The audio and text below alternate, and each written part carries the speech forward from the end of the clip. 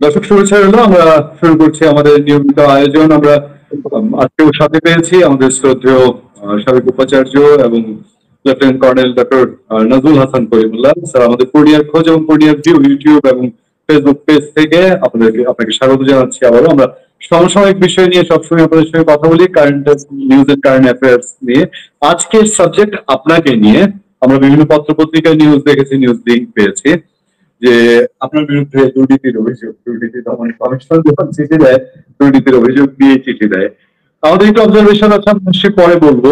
দেখেছি যে একটা ঠিকাদারি প্রতিষ্ঠানকে আপনি বলা হচ্ছে যে অনিয়ম করে তাকে সুবিধা দিয়েছেন 30 কোটি টাকার অভিযোগ। আমাদের অবজারভেশন তুলে ধরবো, তার আগে আপনার তাৎক্ষণিক প্রতিক্রিয়াটা একটু জানতে চাচ্ছি। ধন্যবাদ।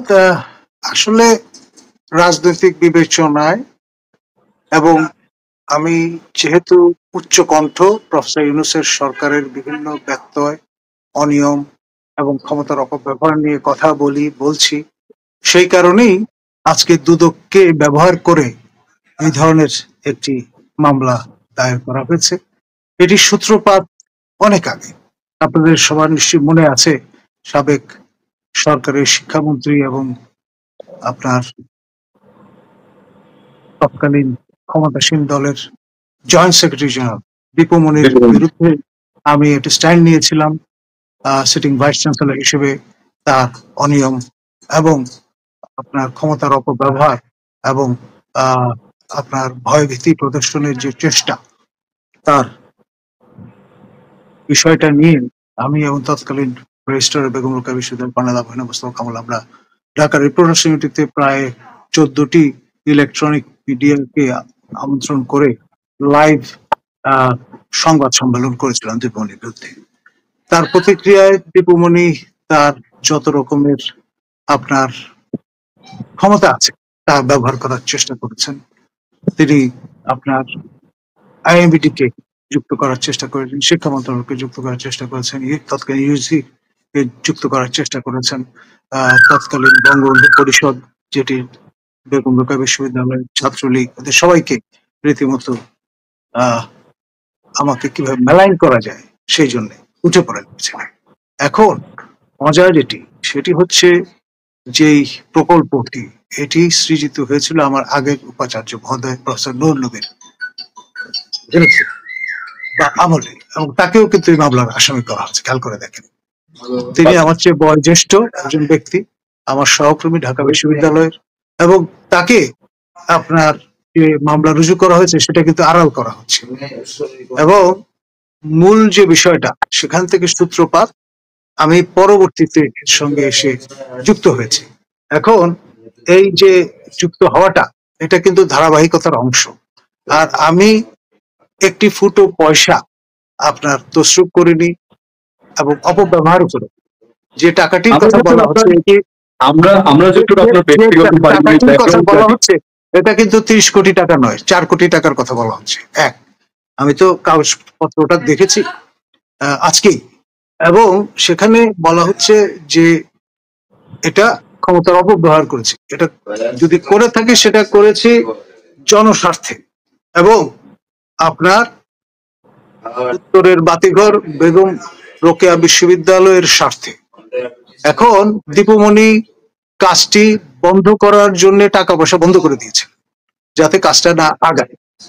আমার ওখানে যারা সহকর্মী ছিলেন তারা আমাকে পরামর্শ দিয়েছিলেন যে স্যার, কাজ বন্ধ করে দিলে সবকিছু তো নষ্ট হয়ে যাবে। ইতিমধ্যে যেই বিষয়গুলো সংগ্রহ করা হচ্ছে, ইট, কাঠ, বালি, সিমেন্ট, রড, সব তো নষ্ট হয়ে যাবে।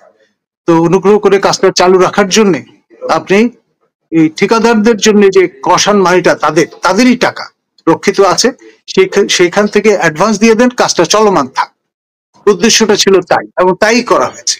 এখন ধরুন, আমি যদি শুধুমাত্র আপনার এই প্রতিদিনকার যে বেতন সেইটি উপভোগ করার জন্য আমি কোনো ঝুঁকি না নিতাম, আমি কিন্তু ঝুঁকিটা নিয়েছি প্রতিষ্ঠানের স্বার্থে, এবং সরকারের কোনো অর্থের অপচয় হয়নি। ওই টাকাটা ওদের কাছে আছে যতটুকু অবশিষ্ট, এবং তারা সমন্বয় করে দিলেই বিষয়টা চুকে যাবে।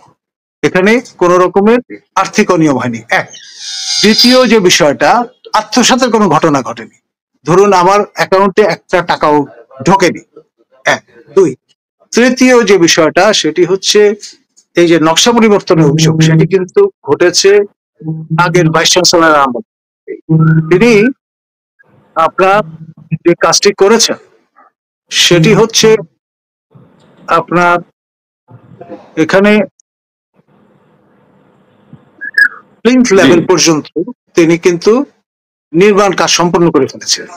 এখন আপনি ভিত যখন রচিত করে ফেলেন এবং প্রচুর টাকা মাটির নিচে ঢেলে ফেলা হয়েছে, তখন এই জনগণের টাকা আপনি কিভাবে স্যার, জি জি অপচয় করবেন? যদি এটা ভেঙে ফেলেন তাহলে ক্ষতি হবে, আপনার এই জনগণের টাকার অপচয় হবে। তো সেই কারণে সবাইকে জানান দিয়ে, যত স্টেক হোল্ডার আছে সবাইকে লিখিতভাবে জানান দিয়ে আমরা কাজটা আবার শুরু করেছি। একবার ভিত্তি তৈরি হয়ে গেলে সেই মোতাবেকই কিন্তু আপনার ভবন নির্মাণ করতে হয়। আর একবার যদি আপনি নকশা পরিবর্তন করে ফেলেন, তারপরে পরবর্তী পর্যায়ে যতবার নকশা পরিবর্তন করেন না কেন সেটা দায় কিন্তু আর এসে পড়েন। এক। দুই, তৃতীয়ত, আমাদের যেহেতু দীপমণি নানান রকম অন্যায় আবদার করতেন, আমি রুখে দাঁড়িয়েছিলাম বিষয়টা নিয়ে। তিনি তখন ক্ষুব্ধ হয়ে এই সমস্ত কনকক্টেড অভিযোগ আমাদের নামে হাজির করার চেষ্টা করেছে, এবং এর ফলে যেটি হয়েছে লং ড্রন, এই দীপমণির আমল শেষ, তারপরে আপনার আরো আমরা এই নফেল সাহেবের আমল পার করেছি, তারপরে আমাদের ওয়াহিদুদ্দিন মাহমুদের আমল পার করেছি, এবং আপনার এখন চৌধুরী রফিকুল আবরারের আমল। এই পুরোটা সময় আপনার তারা কি ঘোড়া ঘাস খাচ্ছিলেন? আমি যখন উচ্চকণ্ঠ বললাম এই সরকারের বিভিন্ন ইস্যুস গুলো নিয়ে কথাবার্তা বলা শুরু করলাম, বিশেষ করে ব্রিটেনে এবার যখন আপনার ডেলিগেশন নিয়ে প্রফেসর ইউনূস গেলেন এবং tulip Siddique, honourable member of the house of Commons, তার বিষয় আশয়গুলো নিয়ে যখন কিছু করতে পারলেন না, এই বিষয়গুলো নিয়ে পর্যালোচনা করলাম, করাতে তারা কুপিত হলেন। এবং আমি যতটুকু জানি বুঝি, আমরা তো কাঁচা মাছ খাই না, আর বাতাসের বাড়িতে ওই পর্যায়ে আসিনি।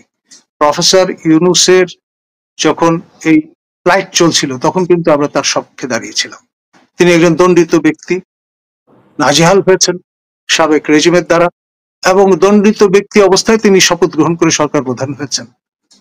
এবং এটা নিয়ে সিনিয়র সাংবাদিক পাটোয়ারি যখন শো করলেন, তারপর তড়িঘড়ি করে আপনার তার সেই দণ্ড মকুফের ব্যবস্থা হয়েছে।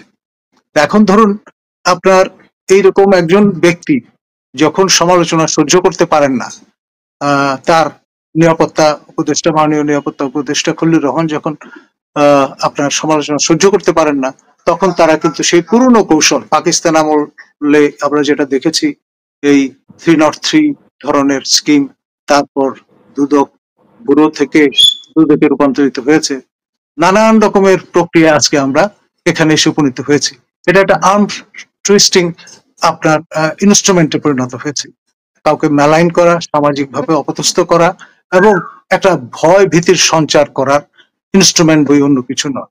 ব্যক্তিগতভাবে আমি বর্তমান দুদক চেয়ারম্যানকে ছোটবেলা থেকে চিনি। ইজ এ ফেয়ার ম্যান এবং আপনার সুলেখক। এবং তিনি যখন দুদকের চেয়ারম্যান হিসেবে যোগ দিতে চান, তখনও আমি কিন্তু স্বরাষ্ট্র মন্ত্রণালয়ে গিয়ে তাকে এগিয়ে দিয়ে এসেছি। তিনি দায়িত্ব নেওয়ার পরও একবার গিয়ে সৌজন্য সাক্ষাৎ করে এসেছি। এখন পুরোটা সময় কিন্তু কখনো আমাকে চিঠি দিয়ে জানানো হয়নি যে আপনার নামে তদন্ত চলছে, বা যেটা নর্মাল নিয়ম, সেগুলো কোনো কিছুই মেনটেন না করে হুট করে আপনার আজকে বিকেল বেলা প্রেস কনফারেন্স করে এটা চাউর করলো দুদক যে আমি প্রফেসর নুরুন নবী এবং সেখানে সংশ্লিষ্ট ইঞ্জিনিয়ার এবং ঠিকাদার তাদের নামে মামলা রুজু করার সিদ্ধান্ত নিয়েছে দুদক। এখন ধরুন আমি এই রাষ্ট্রের একজন নাগরিক, আমাদের ট্যাক্সের পয়সায় কিন্তু দুদকের মতো প্রতিষ্ঠান চলে। এই জনগণের করের টাকা, সেটি যাতে সৎ ব্যবহার হয়, তারা সৎ কাজ করেন, সঠিক খাতে তাদের ম্যান্ডেজ ব্যবহার করেন, সেটাই কিন্তু আমরা চেয়েছি। বরাবর দুদককে আমরা সহায়তা করেছি।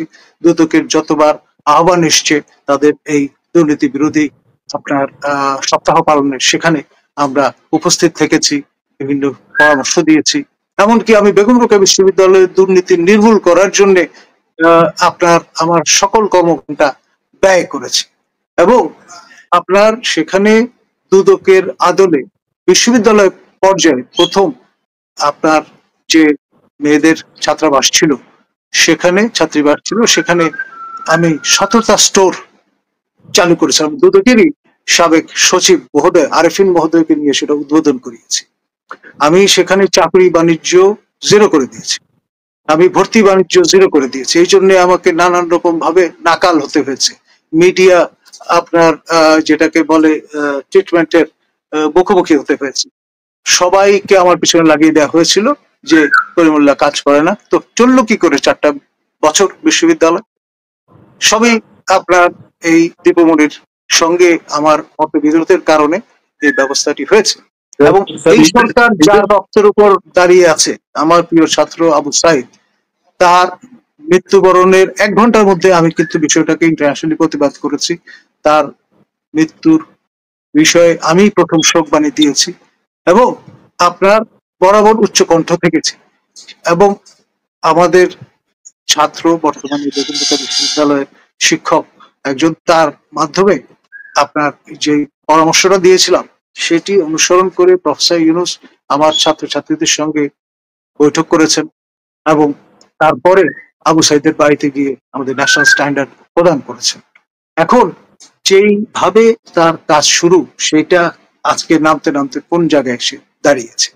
আমরা যারা এই সরকারকে আপনার মরাল সাপোর্টটা দিয়েছি, সেই সরকারের পক্ষ থেকে এখন আমাদের পিছনে, আমাদের উপরে, আমাদের প্রতি বন্দুক তাক করা হয়েছে, যেটি আমি মনে করি অন্যায় এবং অনাকাঙ্ক্ষিত এবং নিন্দাযোগ্য একটি কর্ম।